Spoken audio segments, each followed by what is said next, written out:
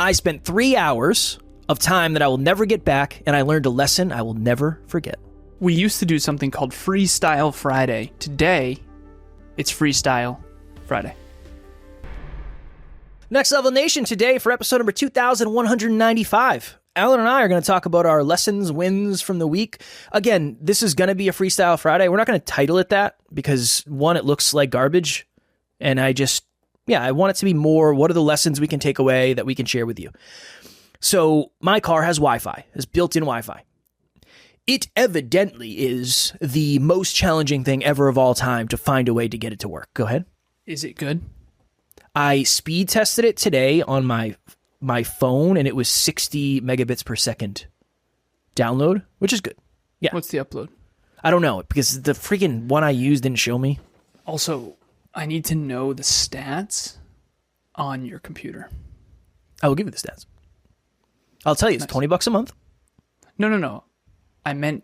No, I don't want the speed test on your phone. I know, I didn't have my laptop at the gym this morning. Oh. I just set it up this morning. So over the course of this week, I called AT&T. And also, shout out to Scott from AT&T who might be listening to this podcast. Nice. We had a great conversation. Great. Scott, what's happening? Scott, what's happening? Welcome to the squad. Yeah, welcome. So I called AT&T and said, hey, I'm trying to work with Verizon here. I can't seem to do this. I would like to just have a line with you for my car.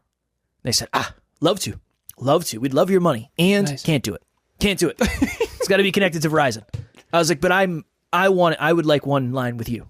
It's got to be connected to your cell phone. Verizon just jacked my price up again. Of course they did. Yeah, man. They know you're not going to go anywhere else. You're going to go over to T-Mobile and switch everything over. I think we're going to switch to a business thing at some point.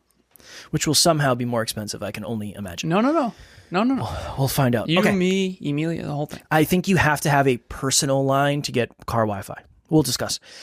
So I go on Verizon. I'm like, I think I have an hour and a half before my next call. I'm going to do the chat bot on Verizon while I work. This is going to be no problem.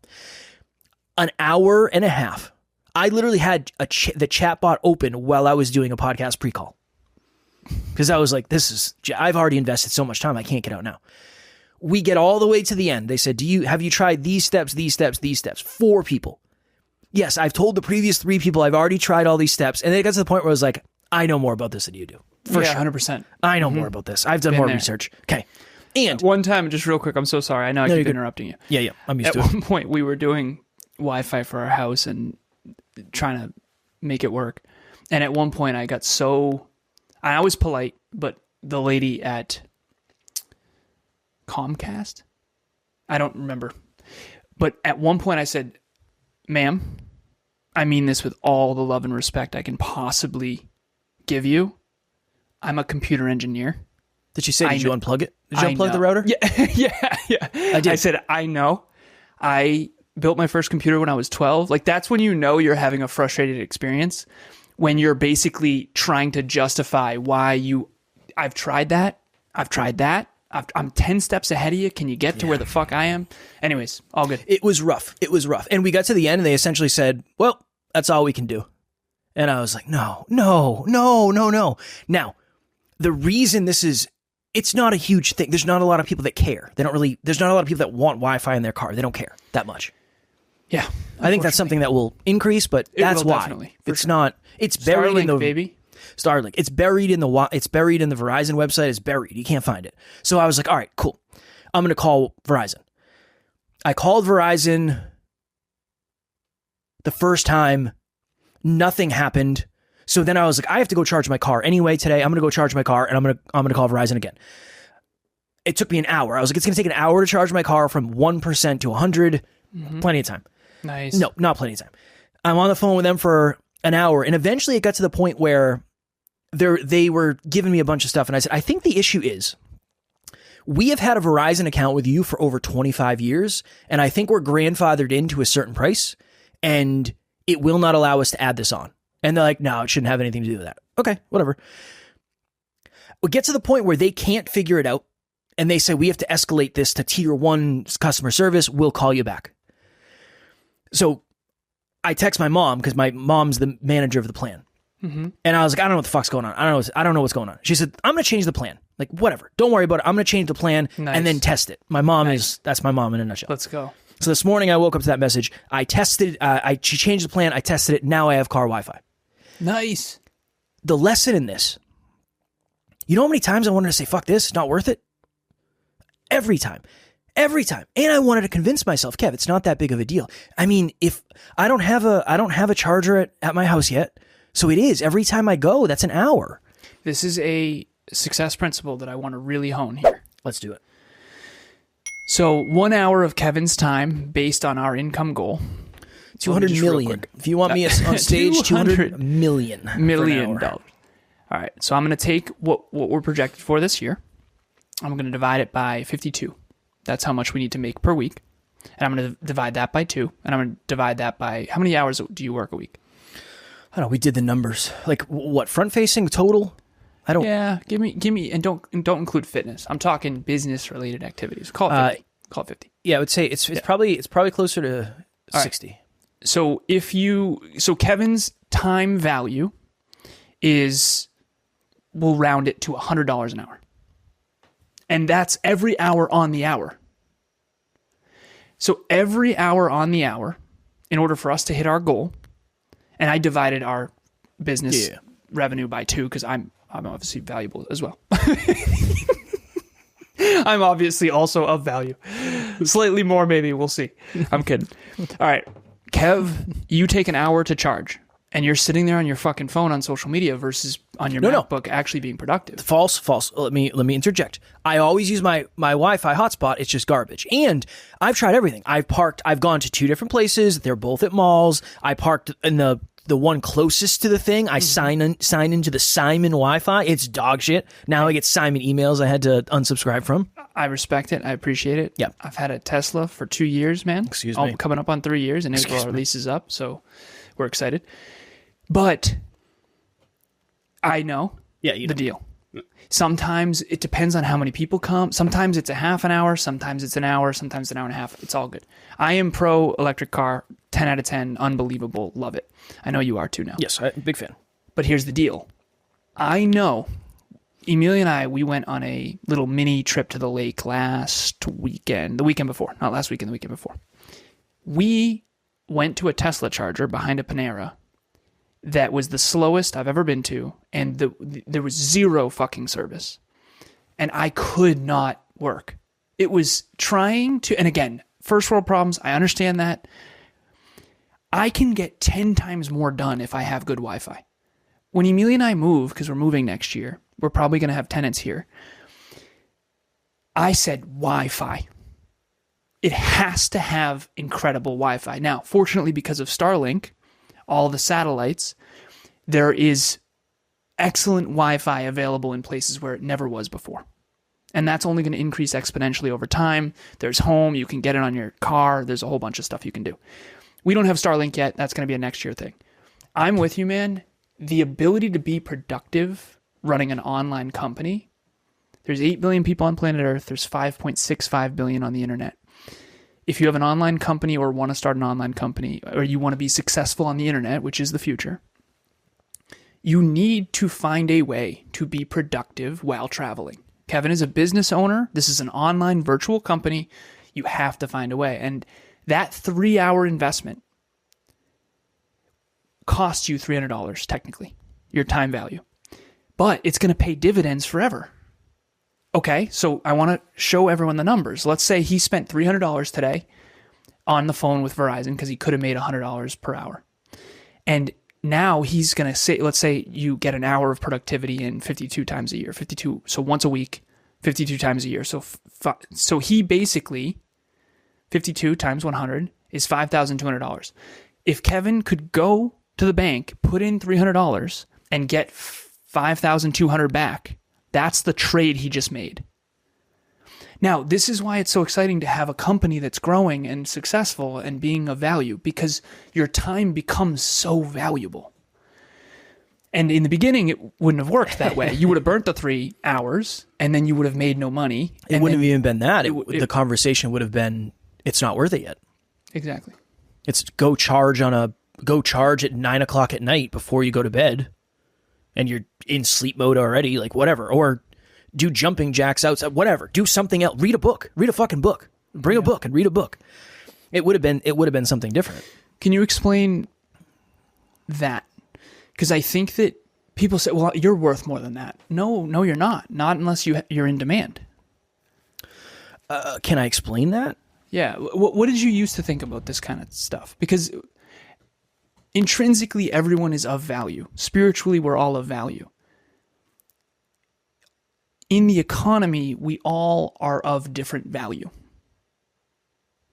And an iPhone is worth more than a T-Mobile, whatever. I don't know. But you understand my point. So some of us are iPhones and some of us aren't. And it grows over time. So I'm 36, so I'm more valuable than I was at 16. So at 16, I made minimum wage, cart kid, and a busboy, and that's all I was worth. I'm okay with that. I have a very good relationship with that. And now I'm worth way more. It's important for people to know this, but I have no idea how to explain it in a way that isn't super triggering and or doesn't well, I think you have to separate yourself from the thing. So again, it doesn't mean intrinsically I'm any more valuable. I think I probably am because I've worked on that. Like that's a thing. I have a good metaphor. Yeah. What did you used to do? Weatherization? I did, yes. Okay. If I have an HVAC issue in my home, in the context of fixing that problem, Kevin is more valuable than me. Nice. Yeah, that's fair. Okay. At this company, I am more valuable than Kevin because I can solve problems in this company that he cannot. That's all. Was that a good? That's a good way to explain it. Well, I think that's comparing.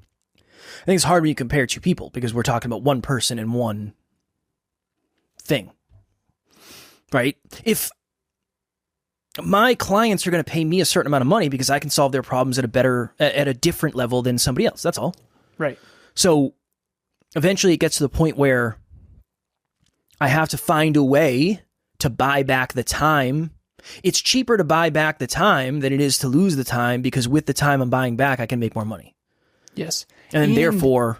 And you master your craft more, which makes you worth more in the long run. It's not just... And by the way, the 5,200 is every year. Yeah. Well, that's... we can do an episode on opportunity cost. I know we've talked about it, but we haven't... There was a time where my car was parked on the road one time, and it snowed. And there was a very high probability that my car was going to get towed. And I think this was my first BMW. So I was nervous. And I had a podcast breakthrough session that day. And I remember talking to Tara, and I said, are you going to have time to move it? And she said, no, I'm not going to be here. And I said, I have a coaching call, podcast breakthrough session, like right now. I said, whatever, fuck it. If they tow it, they tow it. Yeah. I have an opportunity that I could get a client that could come into the business. I looked at this the other day. That client worked with us for 2 years, and they spent, I think it was like $5,900. Invested. And my car didn't get towed, which is great. But it probably would have cost $200 if my car got towed. 100%. Now, it sounds really dumb if my car gets towed and then I don't get the client and then it's because you're sitting on the couch eating Cheetos. Yes. But that anytime we are talking about something like this, it's with the understanding. The reason taking a private jet for most people is dumb as shit is because they're just hanging out on the ride.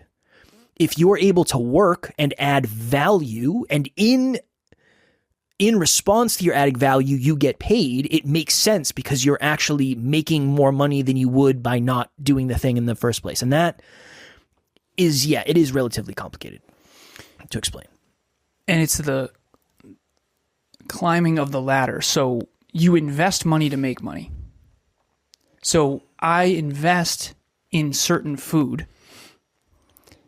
So I use the Whole Foods as a good example. They have pre-made meals. We buy one big platter and we have meals for 3 days. Emilia and I, meals for 3 days for $60. Awesome. So that's $30 each, 3 days. So $10 a day each. That's all right. Cool. But I'm working from the moment I wake up till 8 o'clock at night. Right. And if I'm cooking, and I don't like to cook. So if you like to cook, enjoy that. That's cup filling. For me, fuck that. Not interested. I can make way more money in that time. So it's actually costing me money to not buy it. And you got to be careful with that because there's something called overextending. So you can overdo that. Yeah. Because some people should be cooking, but it depends on how much you make. And this is why having money makes money, because I have a client who is a multimillionaire and he makes more per hour than he should be ordering out every day. He should have a private cook, and he should pay the private cook $250 a week, which is $1,000 a month, and he should only work.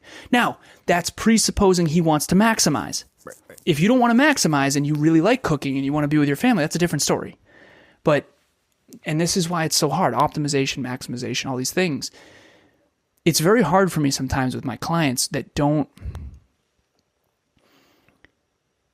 My job is to maximize their potential, and sometimes they also want to not work as much. And it's like conflicting. It's, yeah, but you could make another $1 million over the next 3 years. They want to maximize their comfortable potential. And again, if you're Alan's client, I'm not talking shit. I don't want to maximize my potential at the same level Alan does. I just don't. It's always a cost value analysis of, okay, if I said that I did this earlier. I said, okay, you have a $900,000 net worth right now. And over the next decade, we did what's called the 10-year roadmap. Over the next decade, you're going to achieve all these things. What do you want your net worth to be within the next decade? And she said, well, I just want financial freedom. I said, listen, financial freedom is too vague. We need a specific measurable goal. Okay, what's your monthly expenses? She said, we'll call it $5K a month. I said, okay, so your financial freedom, and I showed her mathematically, she's already financially free. $60,000 a year. You're already financially free. You and your husband have a multi-million-dollar net worth. You're already financially free. You could never work again and be fine. She's like, oh. So anyways, I said, we're not aiming high enough. We have to aim higher. And she's like, okay. So I got her on board with that. I said, let me show you the numbers over the next decade. If you grow by 10%, and I took her, so she split her and her husband, and it was just $900K, all good. Because she wants to do her own thing. So that's fine. And they still have a combined net worth, but it doesn't matter. $900K, I showed her, if you grow it by 10% year over year for the next decade, you're going to have $2.334 million. You personally, without your husband. And if you take 6% of that year over year, what's the number? 233. So watch. I just want people to know the numbers. Can I guess real quick? Yeah, sure. It's going to be 127,000. Oh, close. 139 for 6%. And 6% is conservative. I said, we can make 6% for sure. So you have $140,000 per year starting in 2035. So you're good. That's, yeah. What's the point of that? Not in a dick way. Just I just want to make sure we bring it back because I lost where that came from. Well, you opened up with the BMW in the 3 hours. It's time value. It's no one's time is worth the same amount of money. Everyone's time is valuable. And no one's time is worth the same amount of money. And no one's time is worth the same amount of money as it used to be or it's going to be. It's a fucking, like, dude, when I was 16 years old, my time wasn't worth anything. Well, because you didn't have the same skills. Exactly. And I hope that if nothing else lands, I hope that that's what lands. Allen version 3.6 is far more valuable in the marketplace than Allen version 2.6, than Allen version 1.6. So when I say I could go get a job right now making $300,000 a year, a lot of people think that's arrogant. No, I literally have gotten a job offer recently for that money, and I could make them way more than $3 million. $300,000. So if I get paid $300,000 and I make the company $30 million, would you say that's worth their money? I just don't know if people are, and again, I'm not trying to sound pretentious, but if you're not thinking in that way, the reason why you get paid what you get paid is because you make the company more. It's called profit margin. So if you get paid $10 an hour, you better be making the company at least 30, otherwise they're going to go out of business. And you're going to get fired. I mean, if the company goes out of business, everybody's going to get laid off. So exactly. Yeah. Math. Can you? Oh man, what would old Kevin have thought about that whole conversation? The best example of this is there's a book called Business Made Simple by Donald Miller, and he talks about how this made it land for me. He said, when let's say somebody at McDonald's, hypothetically, it's their first job, and all they know how to do currently is make the burgers and make the fries, and that's it. That's their current skill set. They make a certain amount of money. When they develop the skills to take on more of a leadership role, and then they can be a shift leader, now they can do all of that, and they know how to open, they know how to close, they know how to sign for the deliveries, whatever. That is X amount valuable to the company, therefore they get paid more. Eventually, they know how to do everything. And then they get paid a number, hopefully appropriate for that. I think that's the best way to think of it. When we start something at the beginning, it's called entry level because it has entry level skills. Now, again, this isn't a conversation of what minimum wage should be. I don't fucking know enough about the economy to know that. All I'm saying is as you get more valuable, the reason I get paid more by clients now than I used to is I'm more valuable to them. Mm-hmm. I just know more than I used to. And they should be making more long-term on you. Correct. That's why I said investing. They are investing in our production services and your coaching. And I told this person earlier, I said, I'm making you so much more money than you're investing. Like, I'm making you 100 times more money than what you're putting into me. If I could guarantee you make 10 times more money, and all you have to do is pay me a certain amount, and I make you 10 times more in the next decade, why wouldn't you do it? 10 times more money is a win-win-win-win-win-win-win-win-win scenario. Now, the question is, how do I guarantee that if someone's not willing to work? And that's why I no longer coach anyone with low work ethic. Last thing I'll add, I was going to say, this is why you can't just make up a number. If I started a plumbing company, it's like, I'm going to charge, $3,000 an hour. Number one, I'm not worth that. And no one's going to call you. Somebody might, because they might be like, 3,000, he must know his shit. No, but I don't know my shit. Actually, that's why my price is so high. But this is why it's so, if you go and ask somebody, how much should I charge? Let's say you just start a carpentry business in your area. You go ask somebody, how much should I charge? What are they going to say? They're going to say, Google your competitors and see what they charge. Mm-hmm. That's what they're going to say. Why? Because if you're the asshole that charges 5 times what everybody else charges, people are either going to assume you're the best in the world, which you might be, or they're going to assume that you have no idea what you're doing, which also might be true. Mm-hmm. What you charge does not dictate your value. Your value dictates what you charge. That. Turn those two things around. That. One last story. Yeah, quickly. We got a team call right now. If you're listening to this episode on Friday, we have a team call on Thursday. This is why we're late. This segment right here. Good. Right here. This is it. Team, if you're listening, which I know you are, we're sorry. Emilia and I redid the Conscious Couples podcast studio, and it was a project. And we were going to hire a handyman to do it because we were going to crunch the numbers. Her time value, my time value, let's figure it out.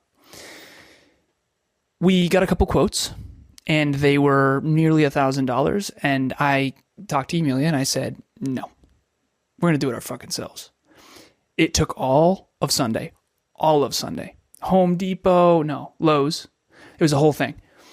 It was worth it. It was awesome. It was right on the line. If it was $400, I would have said absolutely hire the person. But you're not going to be able to use your office for the whole day. Like everything is calculated. If nothing else comes from this, just make sure you're calculating everything, not just now, but in the future. And we'll do an episode at some point where Kev and I will talk about like pretty much everything we do and don't do in business is calculated. And I actually think that's why we're successful. Well, we'll do it about life. I don't want this to go into this isn't a fucking business podcast. You have that. You miss business content, record a freaking episode.